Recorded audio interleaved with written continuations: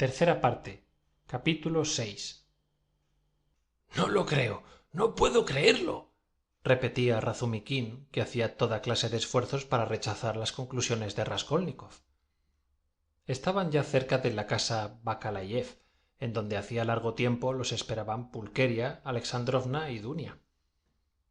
En el calor de la discusión, Razumiquín se detenía a cada instante en medio de la calle. Estaba muy agitado, porque era la primera vez que los dos jóvenes hablaban de aquello sin valerse de palabras encubiertas. No lo creas si no quieres, respondió con fría e indiferente sonrisa Raskolnikov.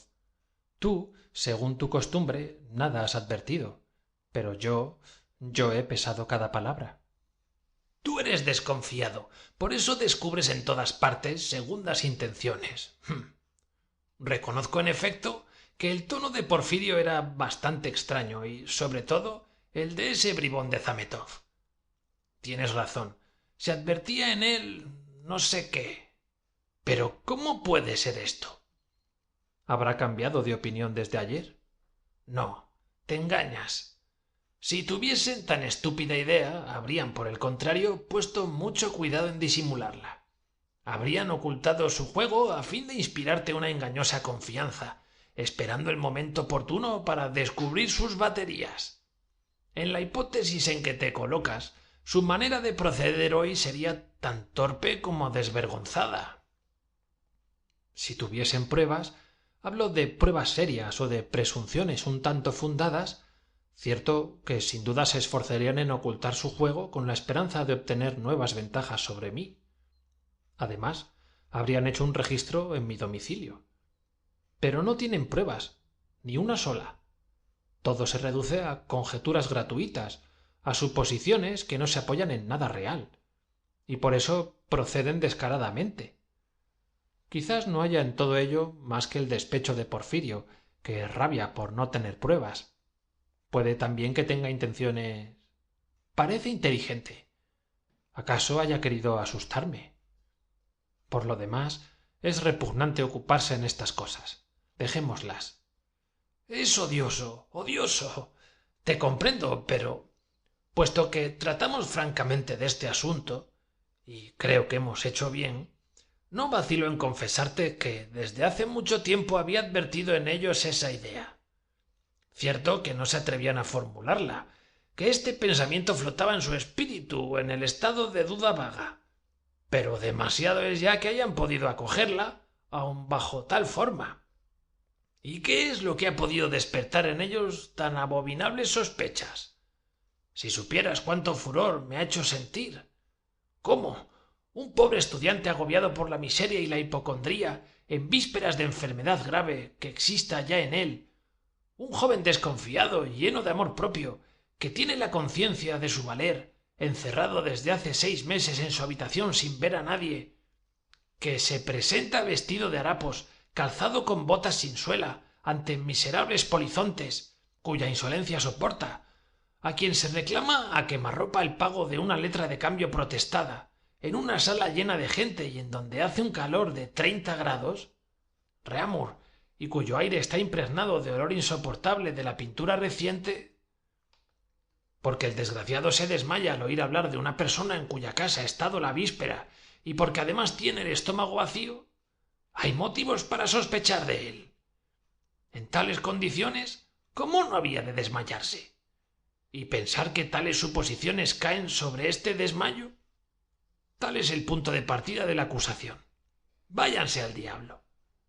Comprendo que todo esto te será mortificante, pero yo en tu lugar, Rodia, me reiría de ellos en sus barbas, o mejor aún, les lanzaría el rostro mi desprecio en forma de salivazos. De este modo acabaría yo con ellos. ¡Valor! ¡Escúpeles! Es vergonzoso.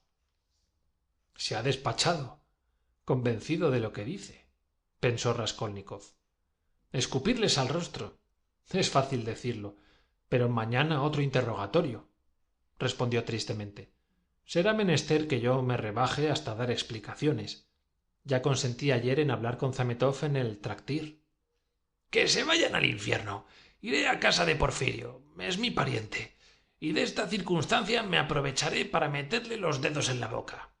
tendrá que hacerme su confesión completa. En cuanto a Zametov... ¡Espera! —gritó Razumikín, asiendo de repente a su amigo por el brazo. —¡Espera!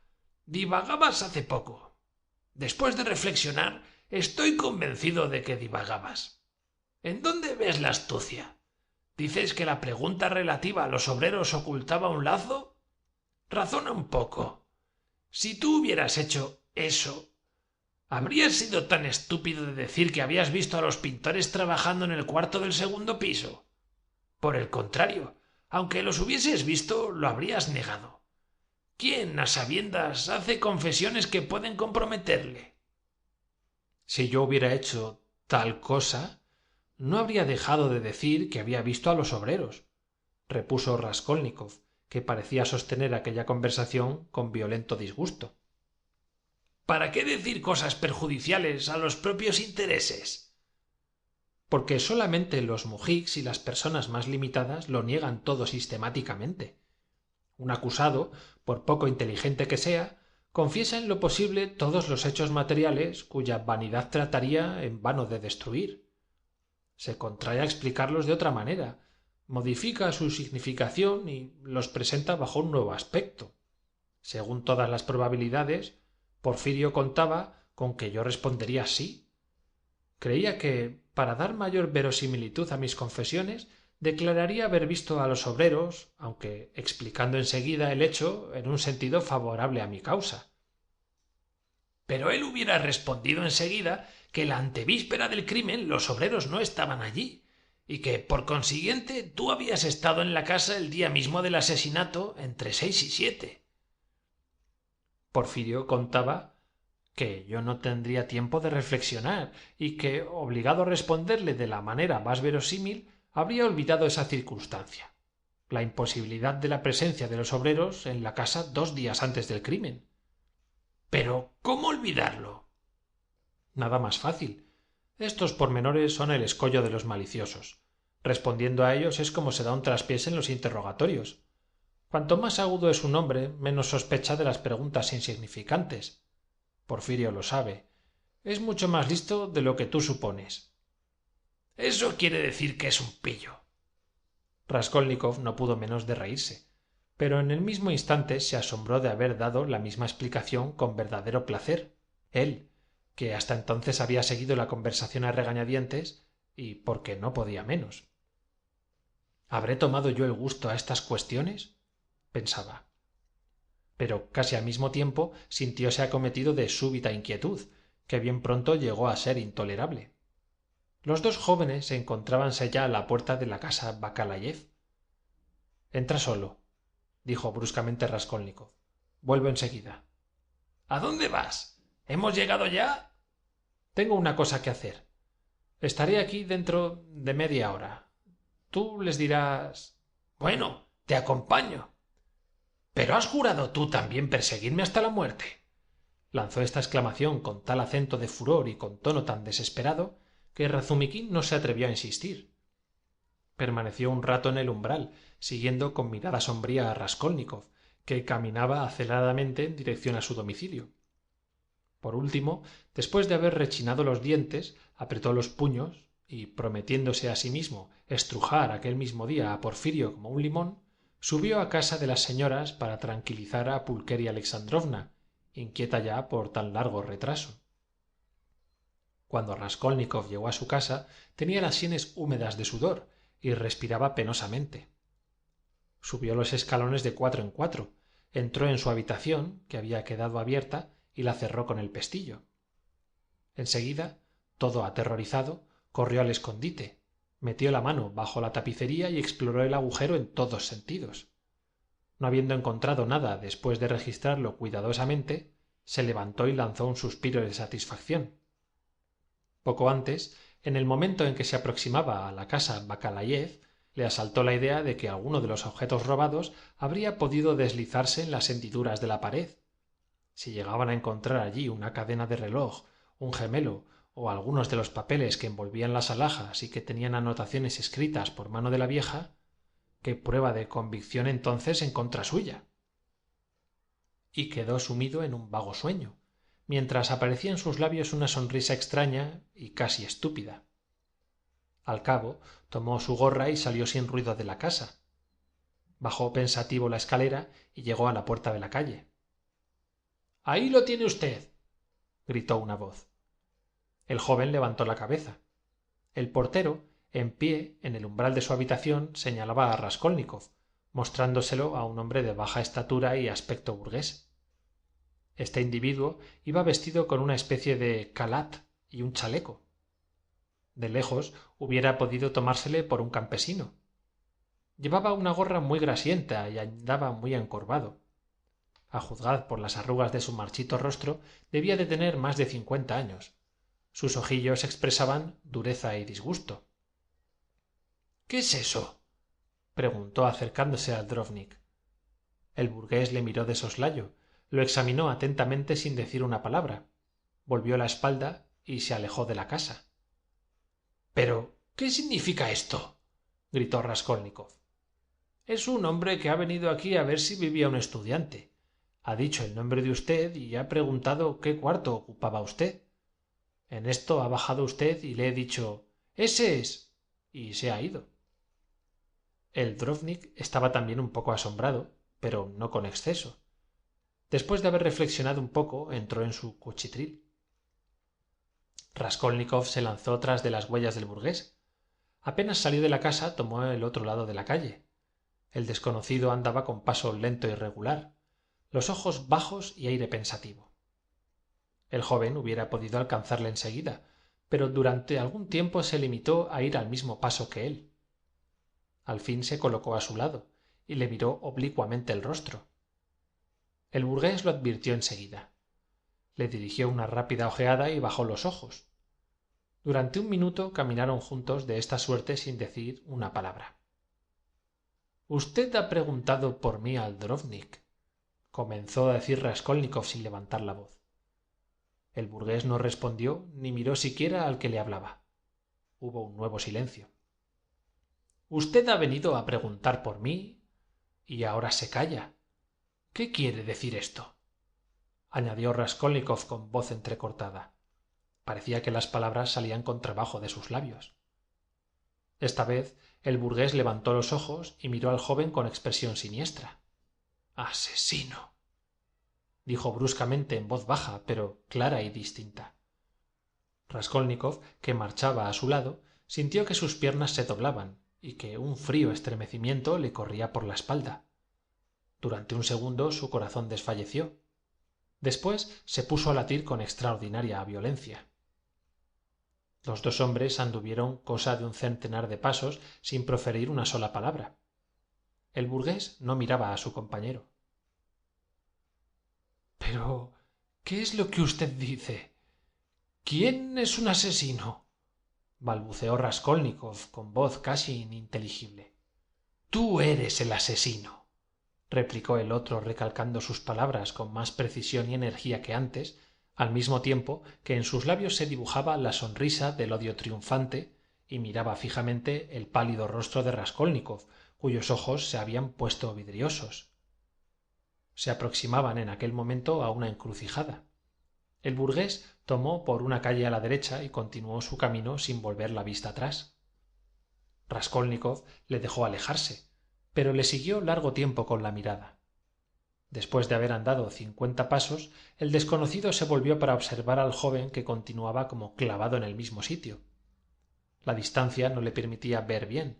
Sin embargo, Raskolnikov creyó advertir que aquel individuo le miraba todavía sonriendo con expresión de odio frío y triunfante. Helado de espanto, con las piernas temblorosas, volvió como pudo a su casa y subió a su cuarto. Cuando hubo dejado la gorra sobre la mesa, permaneció de pie inmóvil durante 10 minutos. Luego, extenuado, se echó en el sofá y se extendió lánguidamente lanzando un débil suspiro.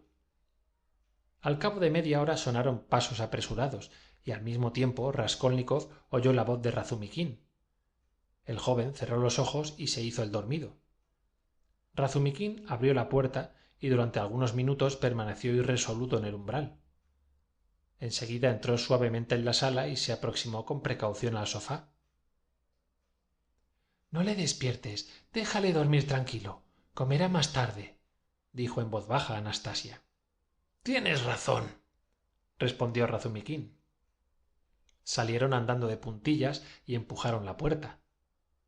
Pasó otra media hora, al cabo de la cual Raskolnikov abrió los ojos, se tendió con brusco movimiento boca arriba y colocó las manos debajo de la cabeza. ¿Quién es? ¿Quién es ese hombre salido de debajo de la tierra? ¿Dónde estaba y qué ha visto? Lo ha visto todo, es indudable. ¿Dónde se encontraba y desde qué sitio pudo ver aquella escena? ¿Cómo se explica que no haya dado más pronto señales de vida? ¿Cómo ha podido ser? ¿Es esto posible? Continuó Raskolnikov, presa de un frío glacial. ¿Y el encontrar Nikolai el estuche debajo de la puerta? ¿Era también cosa que no podía suponerse? Comprendía que las fuerzas le abandonaban y experimentaba un violento disgusto de sí mismo. Yo debía suponer esto, pensó con amarga sonrisa. ¿Cómo me he atrevido, conociéndome, previendo lo que ocurriría? ¿Cómo me he atrevido a empuñar un hacha y a verter sangre? Estaba obligado a saber de antemano lo que iba a acontecerme. Y lo sabía, murmuró desesperado. A veces se detenía ante este pensamiento. No, los hombres extraordinarios no están hechos como yo. El verdadero amo, a quien le es permitido todo, cañonea a Tolón, mata en París, olvida un ejército en Egipto, pierde 500.000 de hombres en la batalla de Moscú y sale de una situación embarazosa en Vilna merced a un retruécano. Después de su muerte se le erigen estatuas en prueba de que todo le es permitido. No, esas personas no están hechas de carne sino de bronce. Una idea que se le ocurrió de repente le hizo casi reír. Napoleón, las pirámides, Waterloo y una vieja criada de un registrador de colegio, una innoble usurera que tiene un cofre forrado de piel encarnada bajo la cama. ¿Cómo digeriría Porfirio Petrovich semejante comparación? La estética se opone a ello. ¿Por ventura Napoleón se hubiera metido debajo de la cama de una vieja? Preguntaría sin duda. Vaya una tontería.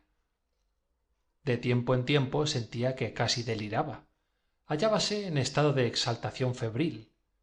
Después continuaba, interrumpiéndose a cada momento.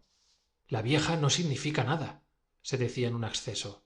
Supongamos que su muerte sea un error. No se trata de ella. La vieja no ha sido más que un accidente. Yo quería saltar el obstáculo lo más pronto posible.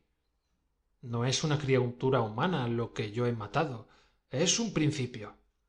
He matado el principio, pero no he sabido pasar por encima.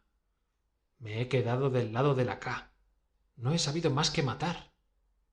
Y tampoco, por lo visto, me ha resultado bien esto. Un principio. ¿Por qué hace poco ese estúpido de Razumiquín atacaba a los socialistas? Son laboriosos, hombres de negocios. Se preocupan en el bienestar de la humanidad. No, yo no tengo más que una vida. Yo no puedo esperar la felicidad universal. Yo quiero vivir también. De otro modo, mejor es no existir. Yo no quiero pasar al lado de una madre hambrienta apretando mi rublo en el bolsillo a pretexto de que un día todo el mundo será feliz.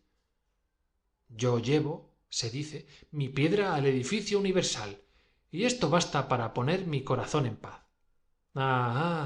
¿Por qué os habéis olvidado de mí? Puesto que yo no tengo más que un periodo de tiempo para vivir, quiero enseguida mi parte de felicidad. Yo soy un gusanillo estético, nada más, añadió riendo de repente como un loco, y se aferró a esta idea, experimentando un agrio placer al sondarla en todos los sentidos y a darle vueltas por todos los lados. Sí, en efecto, soy un gusanillo, por el hecho solo de que medito ahora sobre la cuestión de averiguar lo que soy. Además, porque durante un mes he estado fastidiando a la divina providencia tomándola sin cesar por testigo de que yo me decidí a esta empresa no para procurarme satisfacciones materiales, sino en vista de un objeto grandioso. En tercer lugar, porque en la ejecución he querido proceder con toda justicia. Entre todos los gusanos he escogido el más dañino, y al matarle contaba con tomar nada más que lo preciso para asegurar mis comienzos en la vida, ni más ni menos. El resto hubiera ido al monasterio, al cual había legado la vieja su fortuna. Soy definitivamente un gusano, añadió rechinando los dientes, porque soy más vil y más innoble que el gusano que he matado, y porque presentía que, después de haberlo matado, diría lo que estoy diciendo. ¿Hay algo comparable con semejante terror? ¡Oh, necedad! ¡Oh, necedad! Comprendo al profeta a caballo, con la cimitarra en la mano. Alá lo quiere. Obedece, temblorosa criatura. Tiene razón el profeta cuando coloca una tropa al través de la calle y hiere indistintamente al justo y al culpable sin dignarse siquiera a dar explicaciones. Obedece, temblorosa criatura, y guárdate de querer, porque eso no es cosa tuya. Oh, jamás perdonaría yo a la vieja. Tenía los cabellos empapados en sudor, sus labios secos se agitaban y su mirada inmóvil no se apartaba del techo. ¿Cuánto amaba yo a mi madre y a mi hermana? ¿De qué procede que ahora las deteste? Sí, las detesto, las odio físicamente, no puedo soportarlas cerca de mí. Hace poco me he acercado a mi madre y la he besado, bien me acuerdo. Abrazarla pensando que si ella supiese... ¡Oh, cuánto odio ahora a la vieja! Creo que si volviera a la vida la mataría otra vez. Pobre Isabel, ¿por qué la llevó allí la casualidad? Es extraño, sin embargo, que piense en ella como si no la hubiese matado. Isabel, Sonia, pobres criaturas de ojos azules, ¿por qué no lloran? ¿Por qué no gimen? Víctimas resignadas, todo lo aceptan en silencio. Sonia, Sonia, dulce Sonia. Perdió la conciencia de sí mismo y con gran sorpresa advirtió que estaba en la calle. Era ya entrada la noche. Aumentaban las tinieblas. La luna llena brillaba con resplandor cada vez más vivo, pero la atmósfera era sofocante.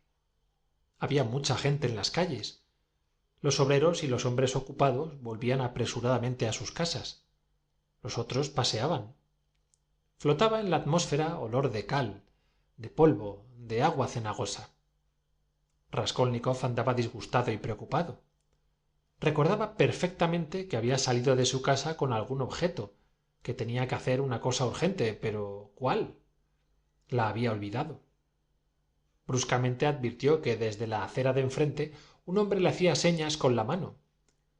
Cruzó la calle para juntarse con él, pero de repente este hombre giró sobre sus talones y, como si tal cosa, continuó su marcha con la cabeza baja, sin volverse, sin parecer que llamaba a Raskolnikov.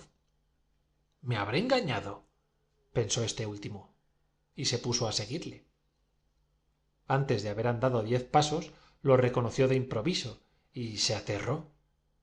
Era el burgués de antes, encorvado, con el mismo traje.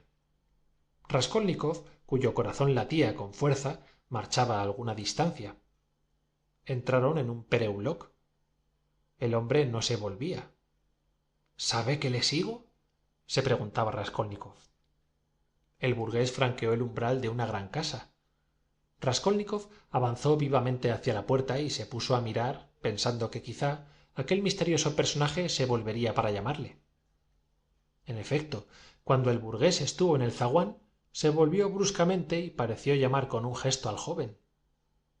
Este se apresuró a entrar en la casa, pero cuando estuvo en el patio no vio al burgués. Presumiendo que aquel hombre habría tomado por la primera escalera, Raskolnikov se puso a subir detrás de él. En efecto, 2 pisos más arriba se oían resonar los pasos lentos y regulares en los peldaños. Cosa extraña, le parecía reconocer aquella escalera. He aquí la ventana del primer piso. La luz de la luna misteriosa y triste se filtraba al través del vidrio. He aquí el segundo piso. Bah, este es el cuarto en que trabajaban los pintores. ¿Cómo no había reconocido enseguida la casa? Los pasos del hombre que le precedía cesaron de oírse.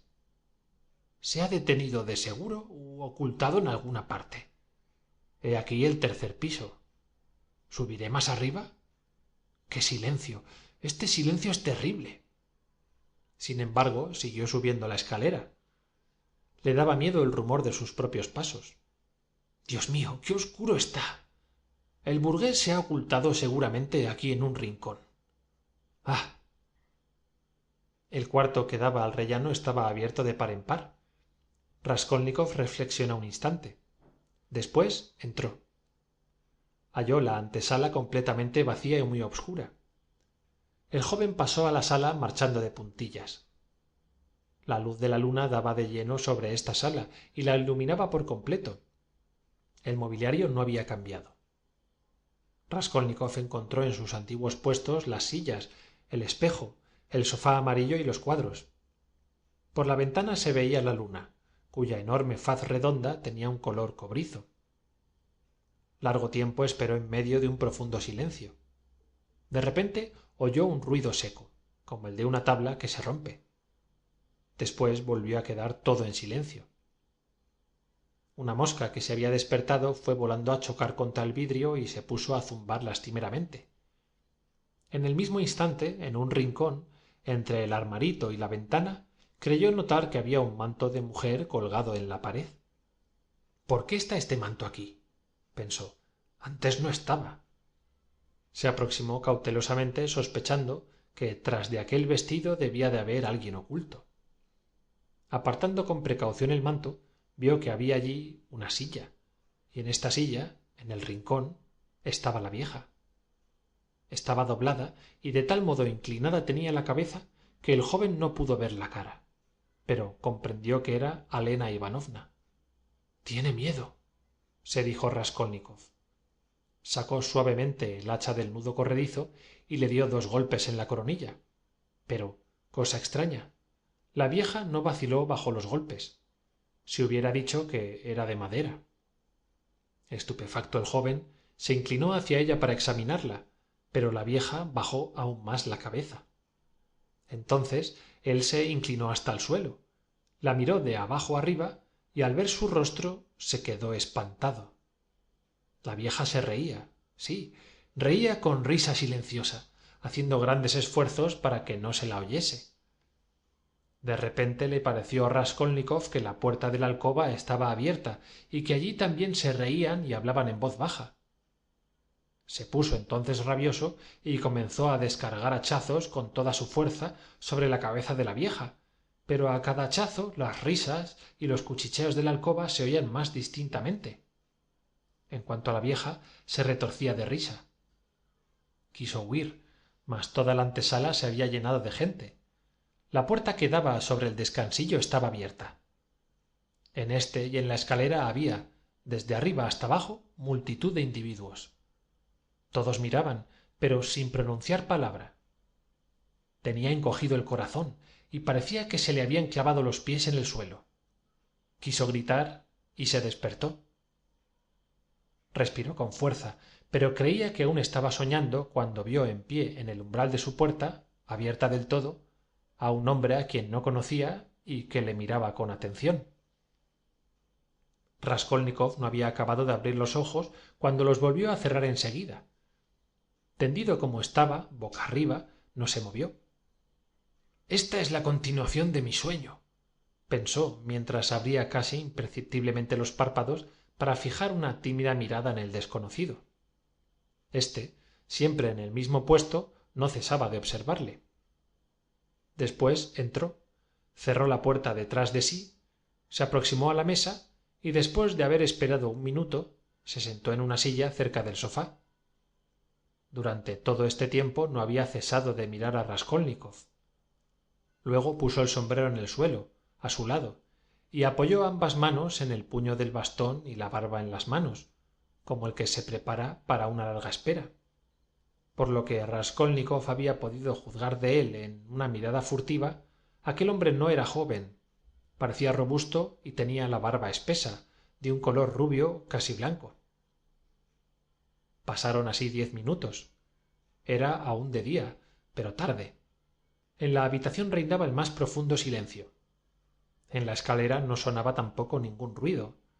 No se oía más que el ruido de un moscardón que al volar había chocado contra la ventana. Al fin, esta situación se hizo insoportable. Raskolnikov no pudo más y se sentó de pronto en el sofá. «Vamos, hable usted. ¿Qué es lo que quiere?» Bien sabía que su sueño no era más que una ficción, respondió el desconocido con sonrisa tranquila.